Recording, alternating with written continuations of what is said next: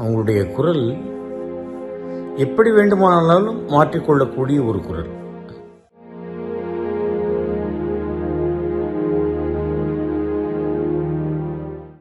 என்னை யாருன்னே தெரியாது, இருந்தாலும் நின்று நல்லா இருக்கீங்களா, சௌக்கியமா இருக்கீங்களா அப்படின்னு கேட்டுட்டு போயிருக்காங்க.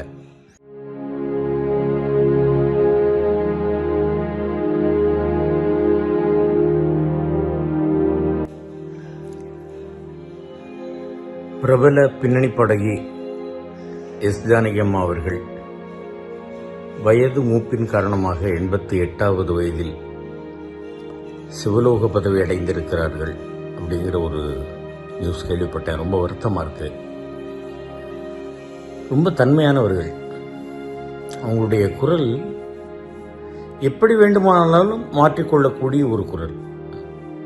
சிங்காரவேலனே தேவா அந்த பாட்டில் எல்லாம் அவ்வளோ ஹைப்பிச்சிருக்கோம். அப்புறம் ஒரு ஃபங்க்ஷனில் அவங்க ஆண் குரலில் பாடினாங்க. அப்புறமா சின்ன குழந்தை மாதிரி டேடி டேடி ஓமை டேடி, இந்த மாதிரி இன்னும் எண்ணற்ற பாடல்கள் சொல்லிக்கிட்டே போகலாம்.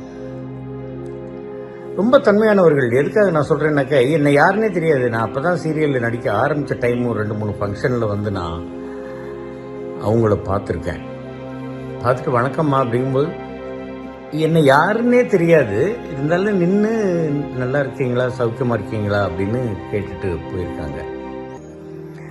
பாம்பேயில் என்னுடைய சகோதரி கணவர் சபா வச்சுருக்கும்போது பல தடவை அவங்க அங்கே போய் கச்சேரிக்கெல்லாம் போயிருக்காங்க. அவ்வளவு தன்மையாக இந்த ஃப்ளைட்டில் கொடுக்கக்கூடிய இந்த சாக்லேட்ஸ் இதெல்லாம் கூட கொண்டு போய் எங்கள் சகோதரி குழந்தைகளுக்கு, அப்போ சின்ன பையன்களாக இருந்தாங்க, அவங்களுக்கெல்லாம் கொண்டு போய் கொடுப்பாங்க அப்படின்றது எல்லாத்தையும் எங்கள் சகோதரி சொல்லியிருக்காங்க. அவர்களுடைய குரலுக்கு ரசிகர்களாக யாராலுமே இல்லாமல் இருக்க முடியாது.